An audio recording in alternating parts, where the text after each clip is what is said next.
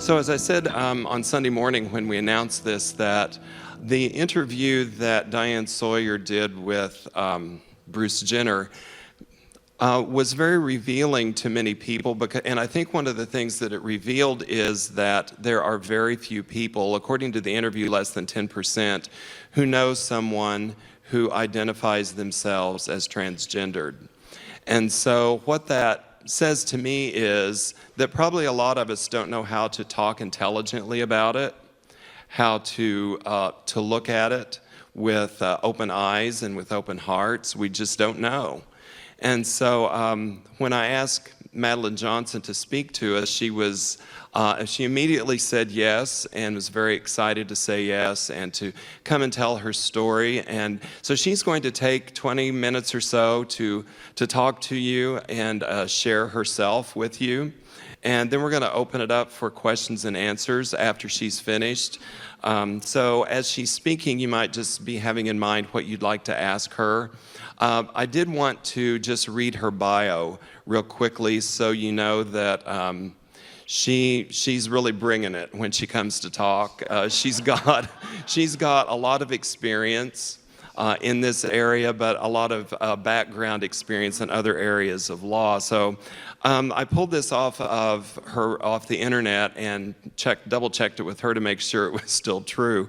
But it says, Madeline Johnson is a senior partner at Edelman, Leeson & Myers, LLP, having joined the firm as a partner in October 2014 after 5.5 years in solo practice. Prior to solo practice, Madeline practiced law with the Missouri State Public Defender's Trial Division at the Jackson County Trial Office, where she successfully defended numerous cases including first-degree murder, first-degree assault and armed criminal action, felony drug possession, passing bad checks, and a host of other cases while accumulating significant jury trial experience. I made sure my background check was spotless before I asked her to come and speak. In addition to her criminal defense practice, she now focuses on gender law, employment law, education law, family law, and other civil litigation where gender plays a significant role. Currently, well, it's not currently, she corrected me on this, Ms. Johnson has served as the chairwoman of the board of directors of the Kansas City Justice Project and is an ambassador with the Mid-America Gay and Lesbian Chamber of Commerce. She is also a member of the Association of Women Lawyers, KC Legal, and director of mentoring at the Transgender Institute in Kansas City, Missouri. She is a fierce advocate of the LGBT community and zealously represents clients who have been discriminated against in employment and education based on sexual orientation and gender identity. She has also regularly petitions courts on behalf of clients for name changes, gender marker changes, and birth certificate amendments. So she's got a very impressive background as well as a powerful story. So please welcome Madeline Johnson.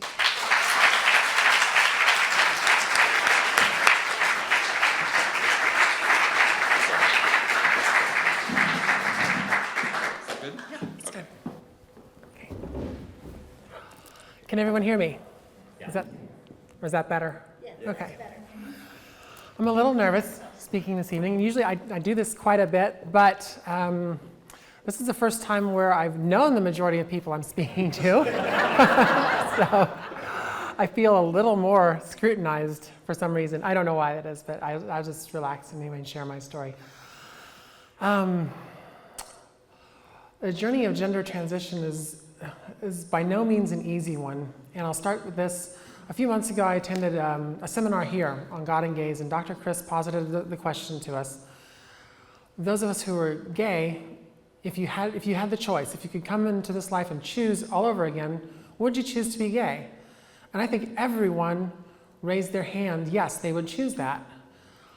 That question still throws me for a loop because the essence of being transgender is a very strong and pervading dysphoria with the body that you were born into and being who other people have projected upon you based solely upon what appeared physically the day you were born. There are valuable, wonderful gifts that I've received in this journey. It's been by no means been an easy one, but it's hard to say that I would trade the experience, and yet, if I could choose, I would choose something different. It's a really tough question to try and answer. So I've been thinking about that, Dr. Chris, ever since you asked that several months ago. I think it was October even, and so it's been several months at this point, and it's just been mulling in my mind, rolling over again and again and again, something that I'm dealing with. But I can first remember being cognizant of gender difference, or of at least feeling that I was in the incorrect body when I was 4 years old. So it's something that came into my consciousness at a very early age. It wasn't something I ever wanted. I didn't want to be different. I didn't want to admit it existed. And it took decades to deprogram myself and get to a place where I could finally accept that this was who I was and it's what I needed to find out, to explore, to allow to happen in my life. Growing up as ostensibly a male child, parents, of course, had certain expectations for their son. Those didn't include Barbie dolls or Easy Bake Ovens. And any interest that was mentioned in those kinds of things was very quickly squelched, and I was told, no, those are for girls, those aren't for boys, and you're a boy, so you need to go outside and play football, you need to go outside and play baseball, you need to do other things. G.I. Joes were appropriate for dolls, but it was all about Hot Wheels and other boy-appropriate toys. I can remember trying desperately to please my parents and wanting to be the best boy that I could be, but it just never, ever worked for some reason. I always felt awkward. I always felt out of place. And there was just a pall, what I would describe as a rather dark energy that kind of clouded everything that I did and everything that I felt about who I was. Of course, there were happy times. There were joyful times. Some of the most joyful times in my life were when my two daughters were born. When they were born, that was an amazing experience. One of the happiest times in my life was when I met Cindy and my former partner, and we spent 3.5 wonderful years together. And I'm so grateful for her love and for her sticking by me for the first 1.5 years of transition and being there for me.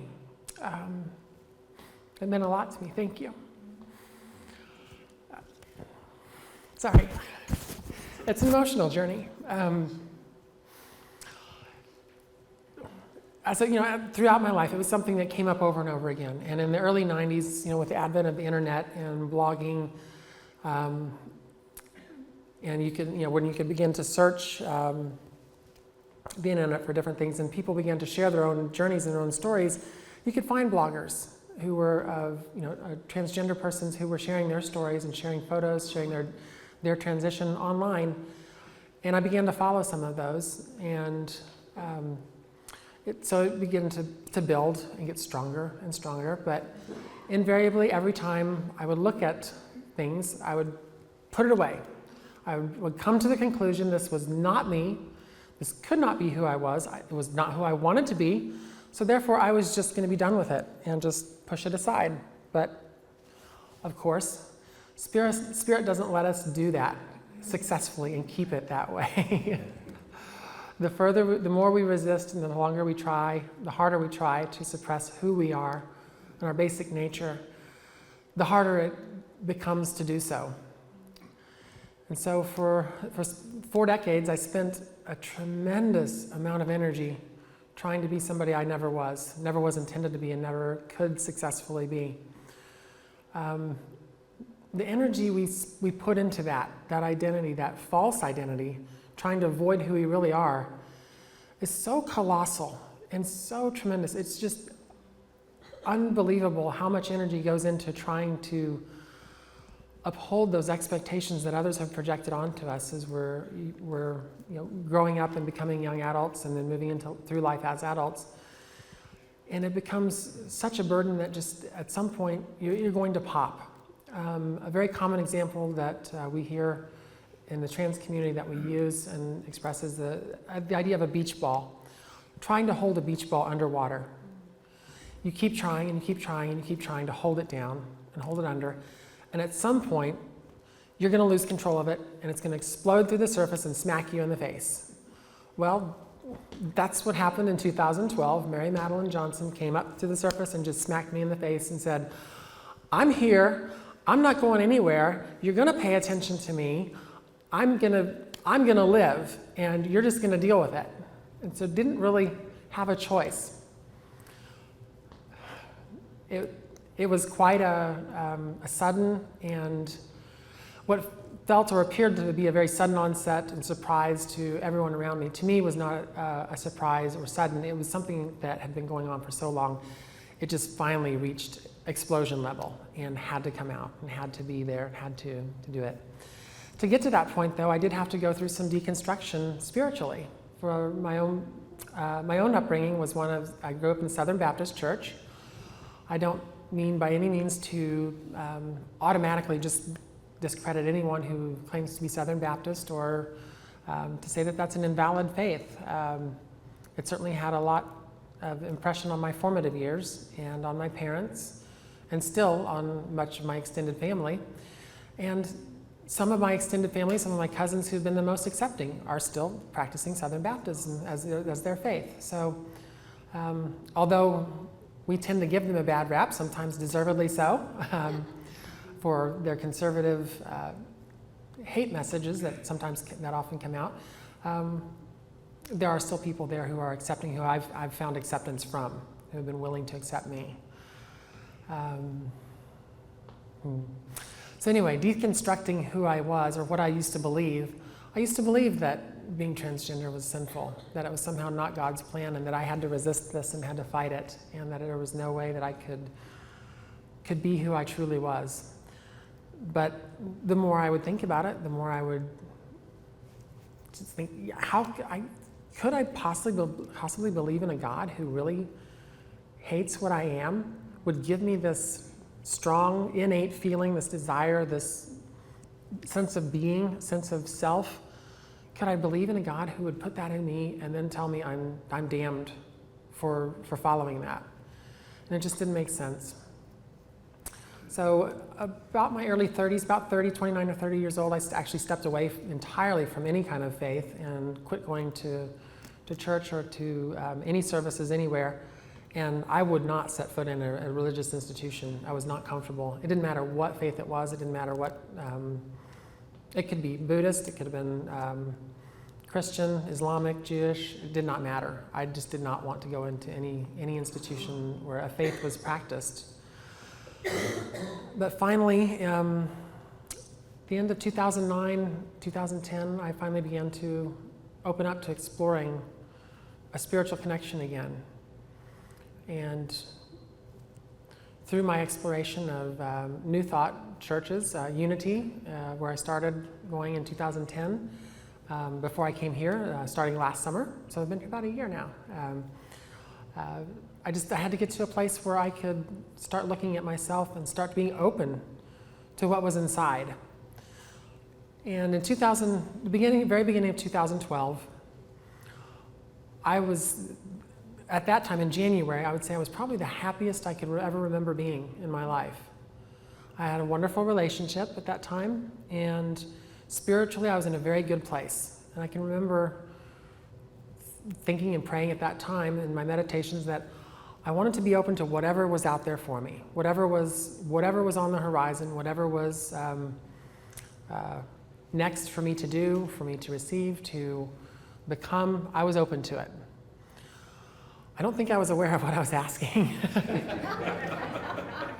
Because within a couple of months, of course, the whole transgender thing came screaming back with such a force that I couldn't ignore it, and the beach ball exploded through the water and hit me hard in the face.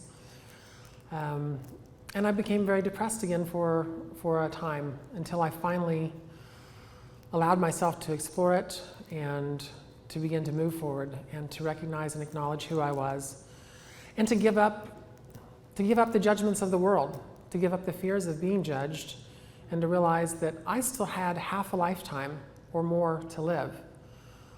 And I didn't want to spend that wasting all that energy that I spent being somebody that I never was, being somebody that somebody else was expecting me to be.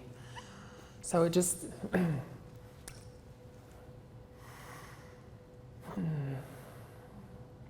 going through what I've heard many teachers describe as the long dark night of the soul, St. John of the Cross, the long dark night of the soul. It was really a dark period for me in many ways, but it was a learning period. It was a period of great gift and a period of wonderful growth and learning and understanding, just self-development and trying, and a period of becoming. That's maybe the best way to put it. It was a period of becoming.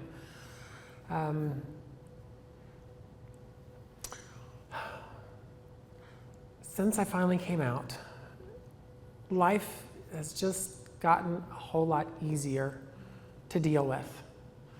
All the same problems are there, of course, same challenges. I'm an attorney. I deal with people's dirty laundry, so I see some of the worst of it.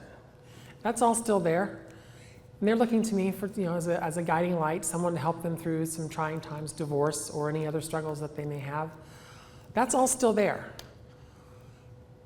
But when you can get to your authentic self and let your authentic self out, then the rest of it all just seems to kind of become easy and flow and be so much more not a problem, not a thing.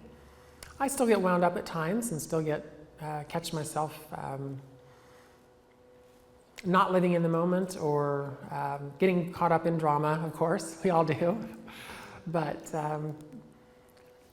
it's usually not very long before I can remind myself that, hey, there's more than what's going on here. There's more than what I'm making this. I'm making this into something that doesn't need to be.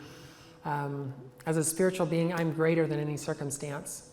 And there's nothing that I can't successfully maneuver through. And I just can't adequately express the happiness that I have just in being me. Just in waking up in the morning and knowing that I'm the person I was always meant to be now, and that I'm living that authentic life, and I don't need any more, don't need anything else. It's just a great feeling to be able to get up and feel good about who I am. Love the person that's looking back in the mirror instead of hating or feeling disgust or grave disappointment.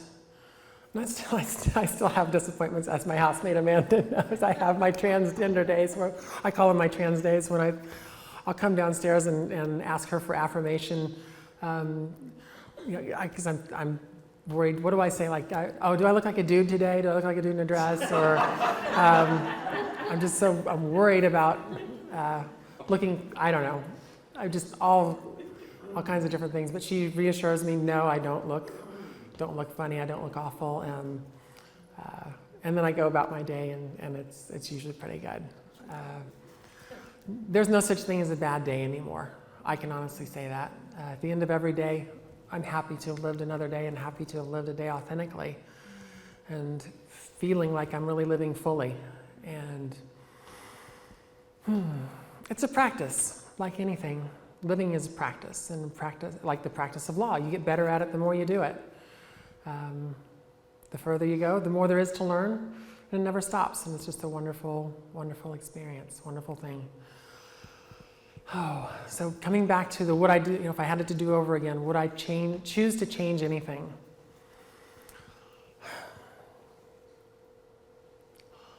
I'd like to think no. I wouldn't. I would say I would make the same choice. I would choose to come into this life and choose to live a transgender life, because the wonderful gifts I've found of being authentic is just priceless.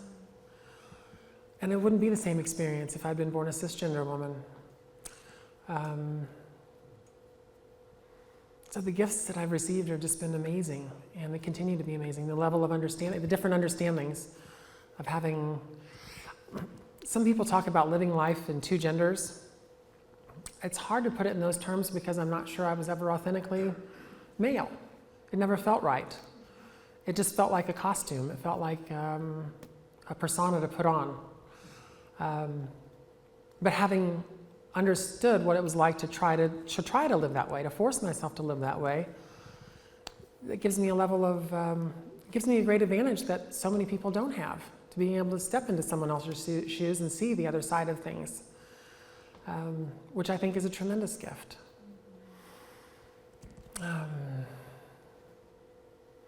Well, anyway, that's kind of my journey. And this is where I am. The physical transition was initiated 3 years ago. Like I say, I've always been the spirit that I am, and it just took 44 years to recognize that. My mother, on my last birthday, sent me the most wonderful text message. She said, 47 years ago this day, I gave birth to a daughter. It just took me 45 years to find her. And I've saved it. Of course, I printed it out and I keep that. And I will treasure those words for the rest of my life because it was a special morning for me. Sorry. Those are some words I thought I would never hear from my parents at one time. So just to kind of wrap things up a little bit, professionally, the journey has been great. There's been almost no pushback through my transition through work. Coming out to the judges I was in front of and other attorneys that were opposing counsel at the time and my clients, didn't lose a single client. Kept all of them, even the ones I wish would have gone away. But I had one funny story from one attorney who was just, okay, he was a turd to begin with, all right? And we had a very hotly contested case with each other, and he was taking depositions of my client. He had already taken 2 depositions of her before and wanted to do a 3rd deposition, and I objected to it, and he got really upset with me. So anyway, this was right around the same time that I was beginning to live full-time and move forward into 24/7 living as Mary Madeline. And I was the first one to arrive at the deposition, was waiting in the conference room for everyone else to appear. When he walked in, and he was going to take somebody else's deposition also, my client's employer. He walked in, introduced himself, and asked if I wasn't his deponent. And you should have seen his jaw drop when I said, "No, John," or I won't use his real name, "I'm opposing counsel. Remember that letter I sent you 2 months ago?" And he just couldn't believe it. So later, he actually told me, this is a very sexist statement, this is the most negative thing that's ever happened professionally, but later when just he and I were left in the conference room, he said to me, "You know, you used to be easy to get along with before you changed or whatever, but now you're just difficult."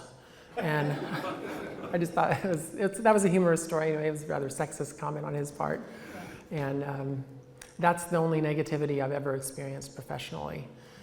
Family, of course, has been a different story. Family are not so accommodating as we would like them to be, or as accepting as we would like them to be at times. I have 2 daughters, 2 beautiful daughters, who are coming into adulthood, young adults at this point, and we've been estranged for a year and a half at this point. And the relationship was strained before, but they quit talking to me about a year and a half ago.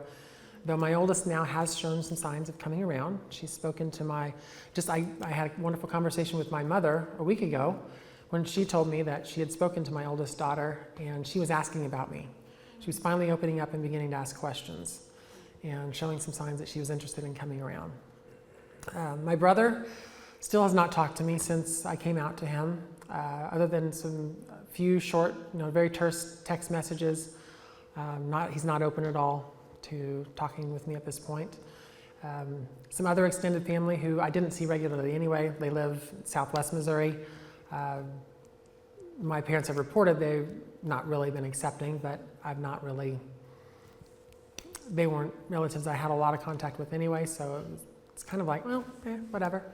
But then the extended family in the Kansas City area have all been very accepting. Other than my brother and my daughters, I haven't really had, I think everybody else that I can think of as had positive things to say and has been very supportive and welcoming. So, well, that's my journey. I understand well from Reverend Mike was talking about some learning how to talk about transgender and gender identity issues. So at this point, I'll just go ahead and open it up to questions. And feel free to ask anything. I wouldn't consider anything off limits at this point. If you ask something that would be considered impolite or rude, I'll let you know. I am an attorney, I'm not afraid to say that. So, but I don't want you to be afraid to ask anything, because when people are honestly interested in hearing about my journey and I can be an advocate and educate, then I'm happy to answer any questions and answer them in a polite and informative way so people can be informed.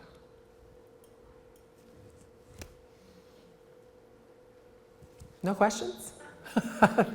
Yes, back here. Yeah, I'm assuming that in addition to the physical transition that you made, there's been a long emotional journey that you probably got some help with along the way. And I'm just curious about what resources there are for mentoring transgender people. What, I'm sorry, but I couldn't hear everything you were saying, but. I'm curious about what resources there are in the area for mentoring people who are. Okay. There is a place called the Transgender Institute. It's run by a woman named Caroline Gibbs, and she's a counselor. She specializes in gender identity. She's been one major player in the area, or one person who has been a go-to for a lot of people. There are more and more other counselors who are becoming interested in and are working with transgender folks as well. So there are a number of resources now for counseling that are available. There's a woman in Westport, I'm sorry I don't remember her name, but she works specifically with transgender youth. The Transgender Institute works with persons of all ages, and I've been to another counselor who works only with adults. There are a number of different resources there. Part of what I do is, as a director of mentoring, which that's more of a ceremonial title than anything, it's just basically Ms. Gibbs will call me up and say, hey, can I mentor somebody on a particular day, or just sit and talk with someone, have coffee with them, answer some questions for them about the transition process. And that's pretty much what it consists of, as far as my involvement and what I'm concerned with doing. There is, it's not very visible, but there is a very strong group of trans men that get together and work together to support each other. And they choose to be less visible, and I can't fault them for that. That's their choice. I know a few transgender men, but they're I could point people trans men in the right direction, or point them to someone to get them to a support group. But that would be the only information I have. There's nothing out there that I'm aware of by way of internet resources. There's a good friend of ours, a very good friend of ours, Una Nowling, hosts a website called transicity.org. And it's a wonderful website. She's got historical articles about transgender history in Kansas City. She's got a list of resources available for everyone. Legal resources included as well to help people with name change and gender marker petitions, getting a marker changed on a driver's license, all sorts of things. So transicity.org is a great place to start too. Does that kind of answer your question? All right. Steve, I think you had your hand up. Well, you show up as a beautiful person. Thank you. To get to the stage you are, did you have to go through hormonal supplements, or how'd that process? Mm-hmm. Yeah, I started hormone replacement therapy about 3 years ago. So I take a daily dose of estrogen and an androgen blocker to block the testosterone, and I've been doing that for about 3 years. Yes? Do you have any advice about if you have a child who starts exploring their identity? As you said, you were 4 when you started feeling cognizant that you were different, of how to help foster them through that journey, or how to make that comfortable for them? Just be open. Be open to them, be open to their differentness, be open to their ideas about who they are. And give them, and I would suggest, give them freedom to express who they are. My parents did the best that they could, and I experienced a lot of anger at them. Even in recent years, when I began my transition, a lot of anger at them for not giving me the freedom and the free rein to explore who I was as a youth, as a young person. Because there were very specific instances that I recalled and memories of asking to be involved in certain activities or asking for certain types of toys that were considered girl activities and girl toys, and being directed away from them very quickly and pushed into boy-appropriate activities, or what my parents considered to be boy-appropriate activities. So I would just encourage parents to be open to the possibilities and recognize that our children are geniuses, and children know who they are at their core. My parents are from an age and a group that believed that children didn't know anything about who they were. They couldn't make a choice. They couldn't make a decision and know what they wanted. Children just didn't have a mind of their own, and it wasn't possible for them to make good decisions about their own identity. So I would just encourage parents to be open and willing to encourage their child to explore and support whatever exploration the child wants to do in that way. Yeah, did you have a question? When you were a child, how did you fit in with your classmates at school, since you didn't really want to do the things like the boys did? Mm-hmm. How did that work? Well, I made myself participate in many of the activities, like baseball. Part of that was trying to please my dad, too. So I played baseball for 10 years. I didn't have a lot of friends. I had one or two close friends that I palled around with in late elementary school and junior high. And then in high school, I had one good friend. But I didn't really have a lot of, I didn't have a large social network. I was a bit of a hermit, a bit of a loner, and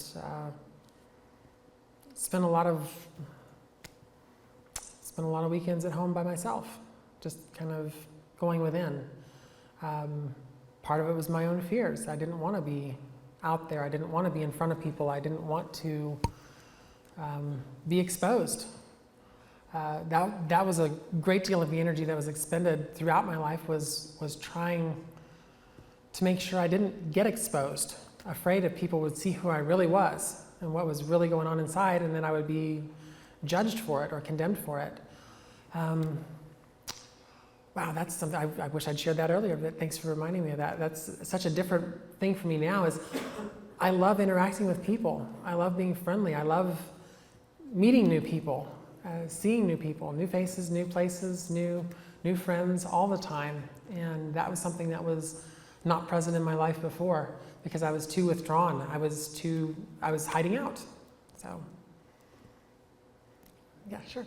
Yes? I have a question. Seems like, and I'm really learning a lot here with things, that transgenders get lumped in with gays and lesbians. It's gay, lesbian, bi, transgender. But Right. It seems like there's different issues that transgender people have to address than gay, lesbian people. And I'm not sure what those are. There are different issues.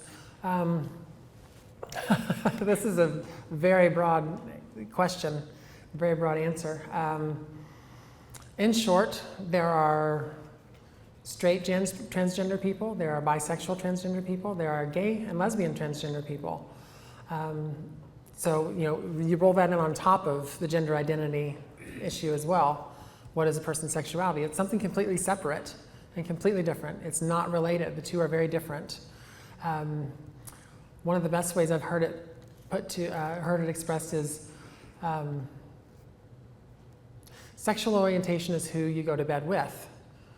Gender identity is who you wake up as. So that's just one thing there. Anyway, other issues, of course, are, and I hate the word, but I'll say it, passability. For someone who's transitioning, there is a very awkward stage of going through the transition to your appropriate gender, your gender identity, in which it can be very awkward, very clunky, and when you're out out and around, moving around in society, it can draw a lot of unwanted attention because something looks unusual. So that's a challenge that transgender people face, especially early on in transition. They are faced with the potential of being insulted or violently attacked just because of who they are or the way they look while they walk through the plaza. It's a subject I have a little bit of difficulty with. It's just trying to give you the best answer I can for that, but there are many other issues, of course, as well. Am I giving you enough of an answer, or? Yeah, I never had thought about it until even tonight, that transgender people always get lumped in with gay people, and it just seems like there's so much more beyond that. Yeah, there is much more, and well, I can further break it down this way too. Under the lump of transgender, the overarching term of transgender, I guess, it seems to be very common that people use the word transgender to refer to persons who, under that umbrella, are transsexual, meaning people who do undergo a gender transition. I've also heard it explained, though, that drag queens would fall under the umbrella of transgender. Anyone who expresses differently than the gender that they're assigned at birth. That it would include cross-dressers. And cross-dressing is a very different phenomenon than being a transsexual person, a transsexual woman. By and large, a cross-dresser is a heterosexual man who just gets a sexual kick out of dressing up. It's a fetish. And to lump trans women in with cross-dressers can be very offensive to trans women. Yeah, it's very offensive to me, and all my friends that are here tonight are nodding too. So it's not a pleasant assumption, but nonetheless, it is an assumption that sometimes is made that all trans women must just be cross-dressers, or gay men who are extremely effeminate. That was an assumption at one time.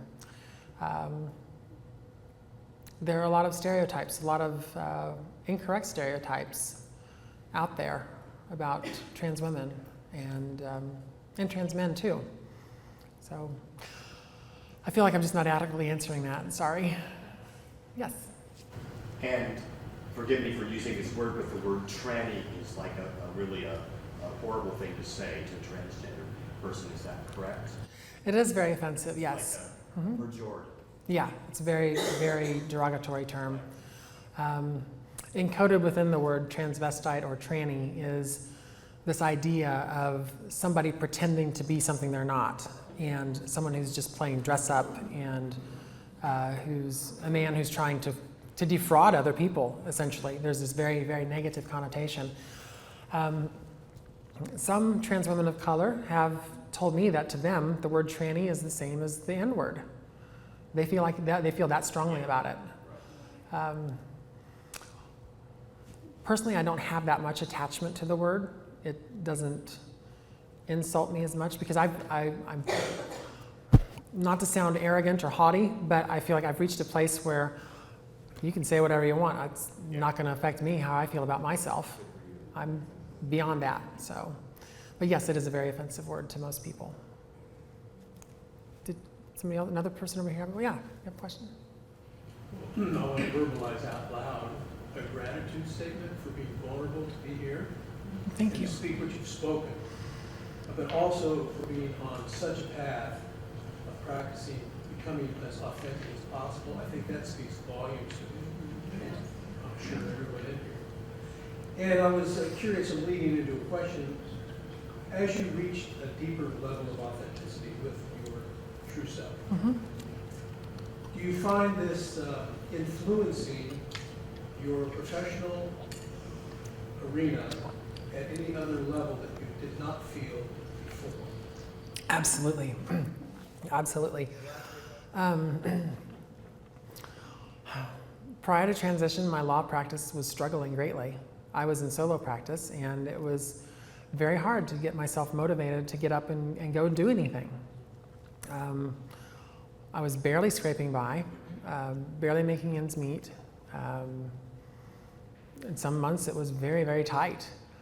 The ironic thing about this is so many transgender people, when they come out, they face the risk of job loss. They face, termination, just for being themselves or daring to express who they are. And I found the exact opposite to have happened for me. My practice began to expand and grow and thrive in a way that it never did before. And then I got the opportunity to join the law firm that I'm currently at last fall as a partner, and the growth has just continued to boom. So for me, I think it's reaching a place of authenticity, and I think that comes through in a confidence that I didn't have before, that has just led to a snowballing effect that has increased my business, increased my general prosperity, as well as my overall happiness. And I think that one feeds the other, of course. So that's, yeah, it was a great business decision to transition. Yes? On the lighter side, you get to miss menopause and all that. I'm sorry, I can't hear you very I well. said on the lighter side, you get to miss menopause and all that. Yes, I do get to miss that. But that's not to say there are some other challenges that go along with HRT that cisgender women don't have to worry about or don't go through. So, but I'm having a hard time thinking of what those are at the moment. But anyway, go ahead. I'm thinking about the youth, and I'm thinking about the era in which you grew up, in which you really did have nowhere, and nothing. And now we've got children that are coming up, and like you will probably learn a lot about what they want to know off the internet. I'm just wondering how culturally in their education system, in their daily lives, are there more resources, like there's this whole institute, but how do they know about this? How are we making it possible for them to? I think, well, it's largely networking. It's Google searches. It's that's how I found the Transgender Institute, was just by doing a Google search. So it's a matter of, I think wow, when you're there and you're feeling alone and you have no other person to turn to because you don't know anybody else who's transgender, you're afraid because you're afraid your family or your friends, your support system is just gonna collapse and go away overnight, which it does for some people. It's a very scary time. That's about the only way I know to begin, and it's fortunate that we have the internet now. Like when it began in the 90s, that was when I was able to explore it a little more and be able to realize that there were other people out there more than just me and Renee Richards, who I'd seen a television news report about in the early 70s, the tennis player, the doctor in California. So as far as I knew, throughout the 80s, I was the only other person in the country who felt the way she did, because I didn't know anybody else. So by then you were an adult?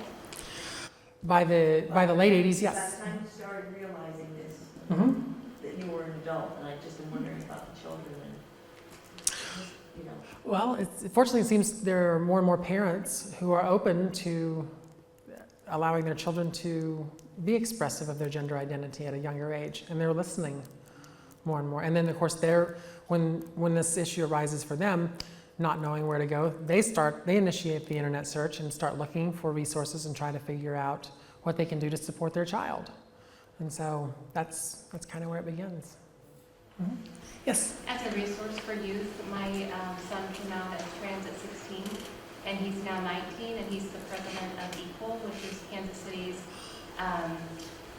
empowering queer activists and leaders, and they support and educate and provide advocacy for LGBT, and it's been a lifesaver for him. Excellent. And it's really allowed him to bloom in ways I would have never expected. So it's an organization we're checking out if you know any youth. thank you. Wonderful. Schools are being more and more supportive too, to some degree. I'll qualify that saying to some degree. I'm part of a lawsuit that's going on against the local school district to try and get access to the appropriate restroom for transgender youth. We've lost at the trial level, and we're on an appeal now, which we believe, my law partners and I have our opinion of the way the law, as it exists already, should be interpreted in favor of transgender persons and access to bathrooms. The local judge in Jackson County disagreed with that and denied our request for a writ of mandamus, which we were seeking to ask the court to order the school district to allow access to the appropriate restroom.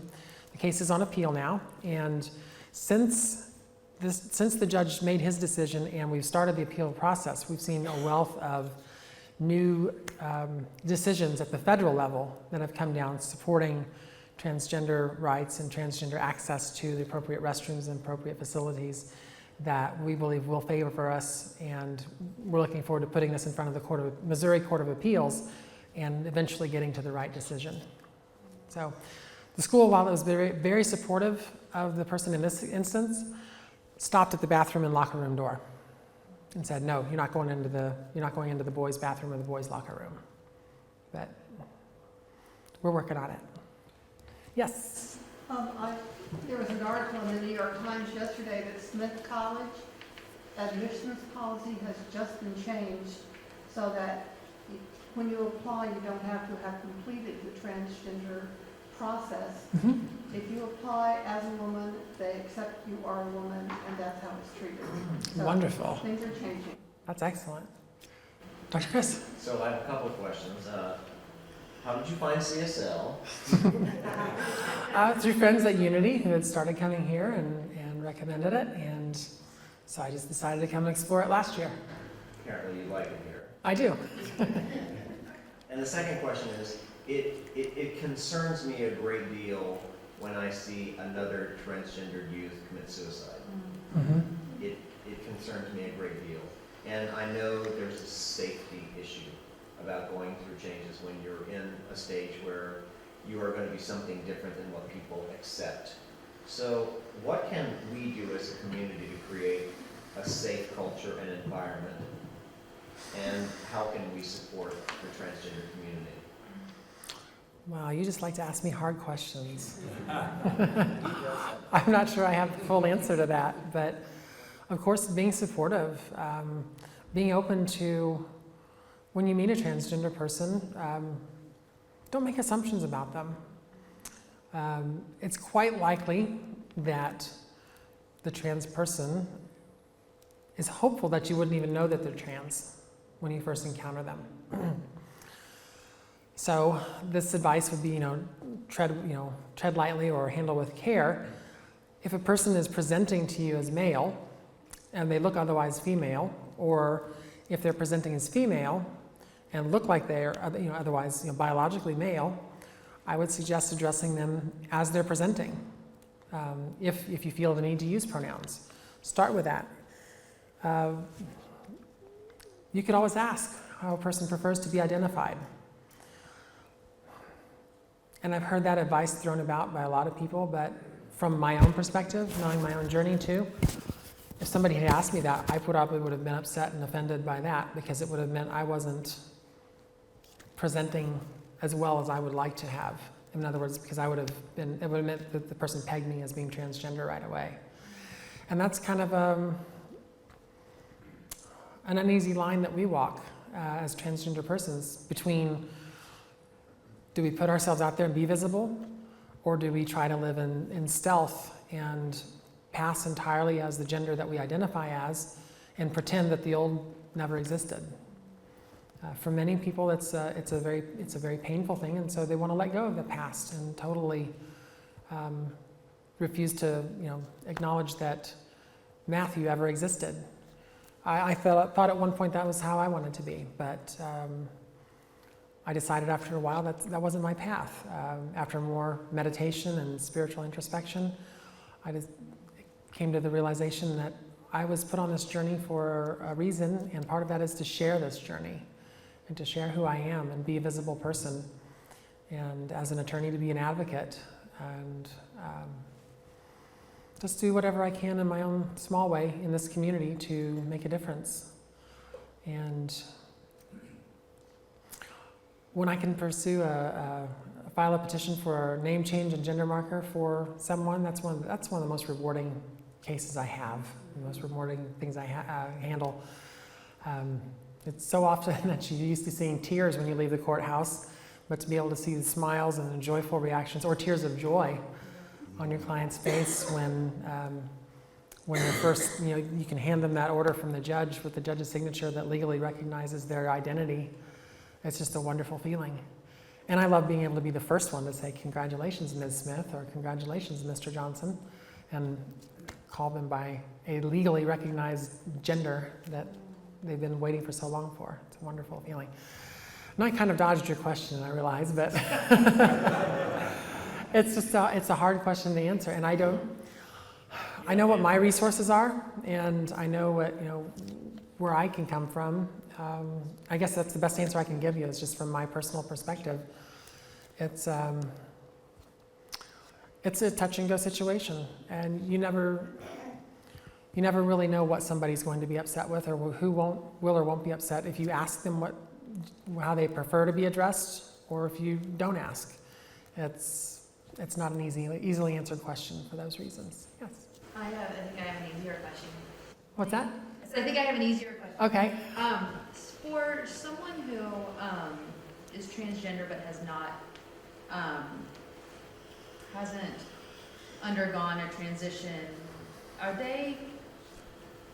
is it a personal preference what gender you would like to be called, or is a transgender male always someone who has to have transitioned to male from female, or can you be a transgender male and not have transitioned to a transgender female? Does that make sense? I think so. Like a younger person, or an adult who has gone, okay, I'm definitely transgender, just hasn't started that process, or may choose not to start that process, may choose to remain in, the gender that they were assigned and not identify with. Right. Is there a right or wrong, or is No, there's no right or wrong. It's up to the individual person what they feel about themselves. And very recently, I wasn't aware of the concept of a non-binary gender transition, which was brought to my attention just a couple months ago. There's a growing number of persons identifying as genderqueer, meaning they identify as neither male nor female, or both. And it can be for them, it can be, I think, a very distressing situation when one day you feel like a woman and the next day you feel like a man. And on any given day, they choose to express whatever they're feeling. And one day they may want to be called she. The next day they may want to be called he. Or they may want to use the pronouns they. You use neutral pronouns all the time. The whole idea of a non-binary transition threw me for a loop. Well, how do you transition away from the binary and into something? So there is a growing number of persons who identify as transgender who would consider themselves non-binary or fall into the genderqueer category as identifying as both or neither. So, yes? You mentioned earlier that growing up you did have some friends. And I was wondering if they were male or female, and also were you able to share yourself with them authentically? Most of them were male. Some of them were female, but only one have I ever actually been able to share my transition with later in life, and that was my best friend from high school. He now lives in the St. Louis area. We only talk about once a year, so we've not been close for some time. We're not really close, but we've always been able to jump right into a conversation like we've never missed a beat. And he's been very accepting. He's one person who's been very accepting. And I'm going to go ahead and confess this. In some ways, years ago, he recognized it, even when I was refusing to believe it.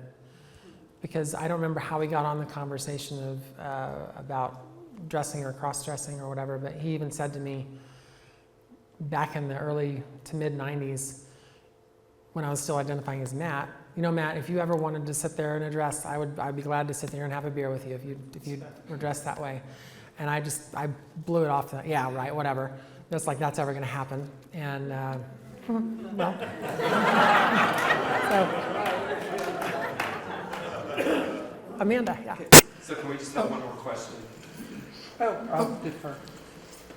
Okay, I can answer her question at home because that's my housemate. So, okay. Can you hang out for a while and Yeah, answer? sure. Okay.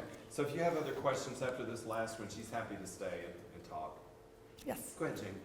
I had a friend in college who transitioned shortly after, and for him to do that, he had to have someone write a letter for him. And I'm wondering, now I have some friends who have a grandchild who's 5, and they have enrolled her as the gender she has chosen in school. And then it occurred to me that maybe things haven't changed that much. At what point does she legally get to do whatever transitioning physically she wants to do? Are the age, is there still, like, is there an age limit? Do you still have to say, have someone else say, yes, this is who this person is? Or Legally, there's no particular restriction. It's entirely up to the medical field. And so that's a question more for a doctor to answer. But, well, I guess from a legal standpoint, I should say you could do this with consenting parents. The court would probably scrutinize it very heavily if any kind of surgical procedure to be done before the age of 18. But that's not to say that a judge who was convinced appropriately that the parents were consenting and this was, given best medical evidence that this was in the child's best interest, that a judge wouldn't go ahead and approve a gender marker change, if that would even come up in court. I don't even know that would even come up in court. It would be more of an issue for the doctors to decide whether or not they were comfortable going forward with something like that. I'm trying to frame it in terms of a lawsuit and who would actually pursue the lawsuit. If the parents were consenting and the child wanted it, not really sure what need you would have for a lawsuit if you could find a doctor who is willing to do it. Now you could try to sue a doctor and make them do it, but that's not a good idea. So you don't want a reluctant doctor operating on you. So, okay, thank you. Yeah, so, thank you.